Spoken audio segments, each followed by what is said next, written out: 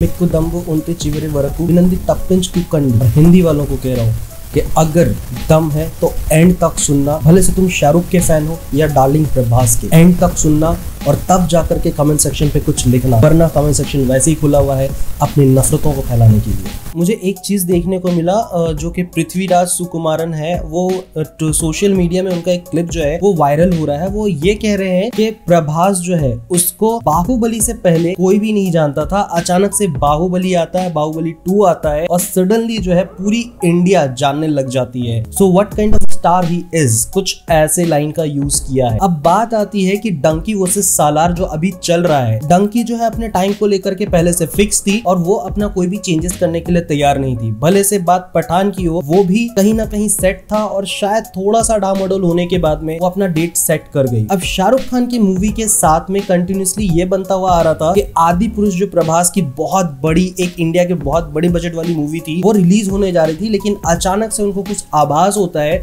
और पठान का डेट देख करके वो अपना डेट चेंज कर देते हैं। मानते हैं कि वहां पे भी उनके फिल्मों के साथ थूक पट्टी वाला काम हुआ कि भैया ये चीज जो है सही से नहीं हुआ है, इस चीज को सही से करना पड़ेगा और अभी वेट करते हैं। और जहां पे थूक पट्टी हो गई उसके बाद से आप फिल्म का हाल जानते हो क्या हुआ है। उसके बाद से जवान रिलीज होने वाली थी, जवान बिल्कुल उसी तरह से जो है पोस्टपोन्ड हो जाती है कि नहीं, पठान का वेव जो है अभी भी चल रहा है, अभी भी इनकम हो रहा है, बांग्लादेश और सारे जगह पे जो रिलीज चालू है, तो उसके साथ में अभी जवान को रिलीज करना सही नहीं होगा। That was the main reason. वहां पे पूरा जो है एक बिजनेस माइंड चल रहा था। और उसी के साथ साथ न्यूज ये भी आनी शुरू हो गई थी कि सालार जो है वो जवान के साथ में रिलीज होगी और उसके बाद से वो डेट जो है पोस्टपोन्ड हो जाता है। पोस्टपोन्ड होने के बाद में वो डेट जाकर के टकराती है डंकी के साथ में। अब मेरा जितना ऑब्जर्वेशन है ये समझ में आ रहा है कि जहां पे पठान और जवान की बात थी वहां पे इसलिए नहीं टकरा रहे थे क्योंकि इनको पता था जो जॉनरा में मूवी आ रही है वहां पे टकराने का मतलब ये है कि मास ऑडियंस जो है ज्यादातर मास मूवी और एक्शन मूवी पसंद करती है, उसके हिसाब से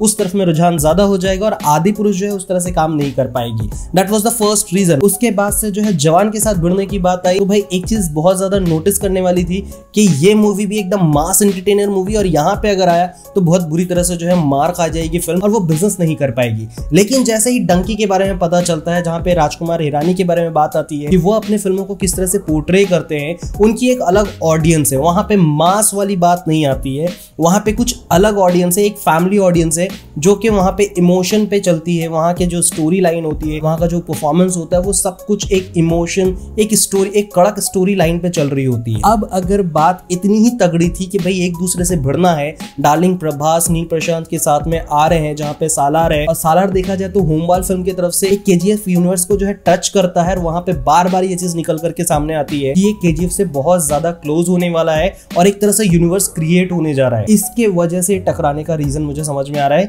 कि यहाँ पे जो है उनको पता है कि यहाँ पे ये मार खाएगी और अपना बिजनेस बहुत टॉप पे जाएगा। ये मेरा पर्सनल ओपिनियन है। अभी मुझे सिर्फ एक चीज आ रहा है कि बॉस शाहरुख खान के फैंस जो है वहां पे सपोर्ट करने की जरूरत है और जितने भी लोगों ने मजे लिए हैं पठान और जवान देख करके, उनको डंकी देख करके भी जो इस मूवी को उस मुकाम तक पहुंचाना चाहिए, जो कि ऐसा करना पॉसिबल होगा नहीं जहां पे दो बड़ी फिल्म आ जाती है। अब यहाँ पे बात तो स्टार की बात रही ही नहीं, लेकिन मैं फिर भी कहूंगा ये स्टार वाली बात है। आपको जब पता है कि द बिगेस्ट स्टार और इसने इससे पहले जो 2 फिल्म बैक टू बैक दिया है हिट, तो आपको एक जिद है कि मैं धूल चटाऊंगा, मैं औकात याद दिलाऊंगा कि तुम कहां पे पिटे थे, तुम होमबाल फिल्म से ही पिटे थे, तुम जो है केजीएफ से टकराए थे और केजीएफ बहुत ही स्लोली आया और लोगों के ऊपर मैजिक करके चला गया।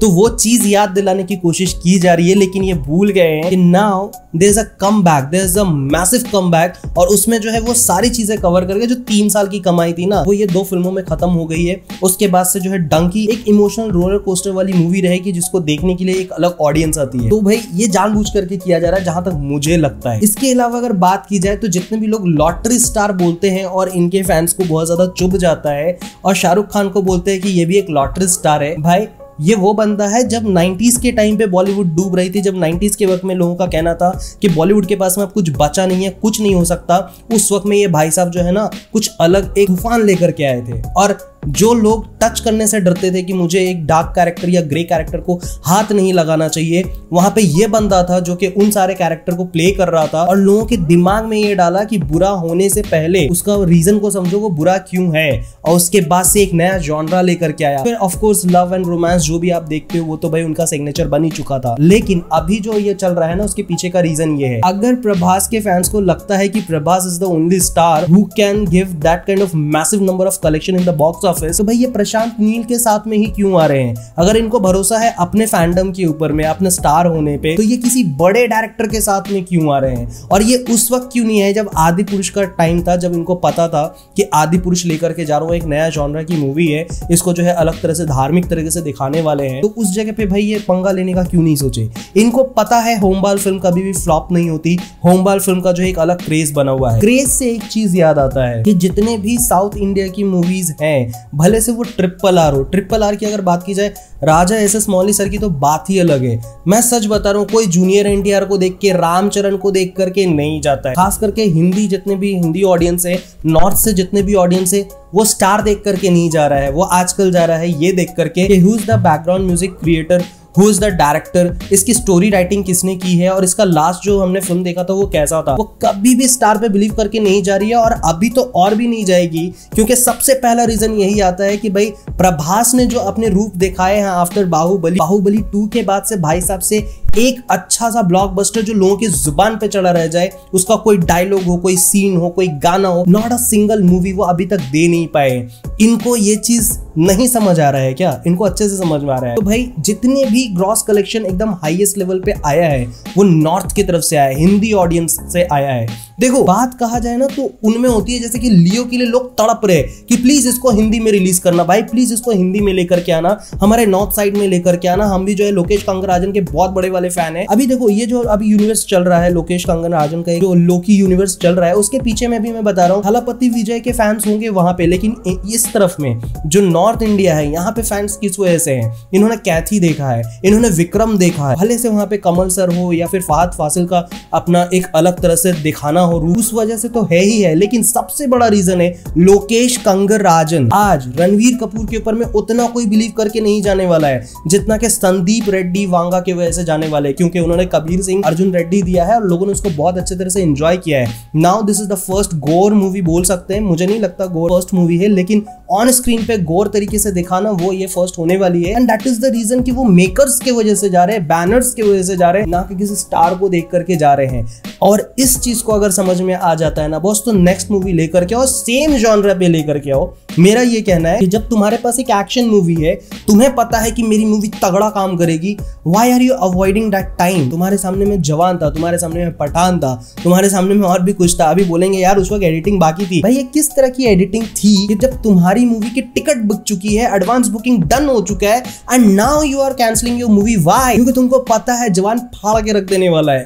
अब तुमको समझ में आता है कि डंकी जो है ये एक इमोशनल स्टोरी है, और यहाँ पे मास ऑडियंस इससे ज्यादा इसको देखेगी जब सेम डे पे आएगी। ऑफ कोर्स डैमेज दोनों साइड में होने वाला है, भले से वो डंकी हो या सालार हो, दोनों तरफ में होगा। जहाँ पे 100-200 करोड़ एक्स्ट्रा होने वाला था ना, वो नहीं होगा। और अभी जो है जैसे सुनने में आ रहा है कि भाई ये मैं इतने टाइम से वेट कर रहा था कि नहीं, ये अभी भी ट्रेजेडी चल रहा है। मुझे अभी भी यकीन है, मतलब यकीन तो अभी नहीं बोल सकता, जो ऑफिशियली बोल दिया गया है और लोग ये पूछना शुरू कर चुके हैं कि भाई यहाँ पे अपना मतलब बुकिंग स्टार्ट कर सकते हैं या नहीं, हमारे स्क्रीनिंग मिल सकता है या नहीं, ऑफिशियली डाल दिया गया है होमबाल फिल्म की तरफ से। तो भाई अभी तो मान नहीं रहा हूँ, फिर भी कहीं ना कहीं एक जगह पे सोच रहा हूँ कि ये सिर्फ एक ट्रेजेडी है या फिर एक बहुत बड़ा हाइप है। मे बी ऐसा भी हो सकता है कि ये सारे के और प्रभास मिल करके ये चीज कर रहे हो कि डंकी जो है थोड़ा मतलब इमोशनल रोलर कोस्टर वाली मूवी है और बहुत ही अलग तरह का है। और राजू हिरानी की जो फिल्म है वो राजू हिरानी कुछ अलग तरह से दिखाने वाले, तो थोड़ा सा हाइप बनाया जाए, तो दोनों शायद एक दूसरे को हेल्प कर रहे। मे बी हो सकता है, मैं अभी भी कह रहा हूँ, अभी बहुत बड़ा कोलैबोरेशन चल रहा है बॉलीवुड और साउथ की तरफ से। मे भी हो सकता है, इसके लिए मुझे ज्यादा नहीं 5% का ही विश्वास है, लेकिन फिर भी मैं कह रहा हूँ कि ये भी हो सकता है कि ये सालार के लिए हाइप बनाया जा रहा है, उसके वजह से ठीक टाइम पे बैकआउट कर जाएंगे, अचानक से बोल देंगे still we are working on our editing और कुछ सीन्स अभी भी रीशूट करना बाकी है। But Prashanth Neel is just a giant director. वहीं पे अगर बात की जाए राजकुमार हिरानी, राजू हिरानी की अगर बात की जाए, तो भाई उनकी मूवी अब तक की जितनी भी दिखाया गया है वो सब के सब ब्लॉकबस्टर रहे और लोग उनके वजह से देखने जाते हैं, ना कि उनके स्टार के वजह से। वो एक ऐसे डायरेक्टर है जो अपने डायलॉग डिलीवरी के अंदर में एक वर्ड को इधर से उधर नहीं करना चाहते हैं। So that is the conviction, और उस वजह से लोग देखने के लिए जाते हैं। तो मेरा ये कहना है कि अगर तुमको लगता है कि ये करके तुम एक नई जंग छेड़ने वाले हो, तो डेफिनेटली भाई यहाँ पे एक नई जंग छिड़ जाएगी। और लोग उस चीज को कहना शुरू कर चुके हैं। मैं जितना सोशल मीडिया में जा रहा हूँ, बार बार ये देख रहा हूँ कि stop supporting that south Indian movies, या फिर उस तरफ की मूवीज को जो है सपोर्ट करना बंद कर दो, क्योंकि जवान जो है वहां पे सिर्फ 50 या 60 करोड़ ही कमा पाई है, जबकि नॉर्थ से ये सारा कलेक्शन आया है। और उनकी मूवीज जब भी रिलीज होती है तो सबसे ज्यादा कलेक्शन नॉर्थ इंडिया से जाती है। वो सपोर्ट करते हैं, वो कोई भेदभाव नहीं करते, उनको बस कंटेंट समझ में आता है। वो जब यहाँ से बोर हो जाते हैं, उनको कुछ हट के देखना होता है, कुछ हट के मूवी आती है तो देखते हैं। मैं भी वैसे ही हूँ यार कि मैं कुछ अलग नहीं हूँ। लेकिन अगर ऐसा हो गया कि सेम डे पे दोनों आ गए, तो बॉलीवुड का सबसे बड़ा स्टार के साथ में और साउथ इंडिया में सबसे ज्यादा माने जाने वाले स्टार, इन दोनों के बीच में एक बहुत बड़ी जंग है। So now it's up to you, now it's up to audience कि वो किस तरह से इसको लेती है। अब यही होगा कि पहले कौन सी मूवी देखने के लिए जाएं। So that was the thing I want to elaborate, मैं यही बताना चाह रहा था। ये मेरा पर्सनल ओपिनियन है, आपका कुछ और हो सकता है। शाहरुख के फैन हो या प्रभास के फैन हो, कोई दूसरे के फैन को गाली देना जरूरी नहीं है और करना भी नहीं चाहिए, वरना you are not the fan of that star. और हर बार ये स्टार कहते हुए आए, भले से वो जूनियर एनटीआर हो, प्रभास हो, शाहरुख खान हो, सलमान खान हो, एवरीवन। हाँ, आप अपने अंदर में रखते हो थोड़ा सा कंपटीशन, दैट इज गुड। एक हेल्दी होना चाहिए, हेल्दी तरीके से कंपटीशन होना चाहिए, लेकिन ऐसा नहीं होना चाहिए कि आप बहुत ही ज्यादा बुरे तरह से किसी को कुछ कह रहे हो। सो जो भी आपका ओपिनियन है कमेंट सेक्शन पे लिखो। एंड ऑफ कोर्स इसके बाद से मुझे पता है बहुत सारी गालियां मिलने वाली है। सो जो भी हो, मैं हमेशा से ऑनेस्ट रिएक्शन दिया हूँ। So this is my honest reaction, honest opinion for this topic. What's your take? Please do comment। यहाँ तक वीडियो देखने के लिए तहे दिल से धन्यवाद। मिलूंगा नेक्स्ट वीडियो में, तब तक के लिए स्वस्थ रहो, मस्त रहो, जबरदस्त रहो। चैनल पे नए हो तो चैनल को सब्सक्राइब करके जो है यार।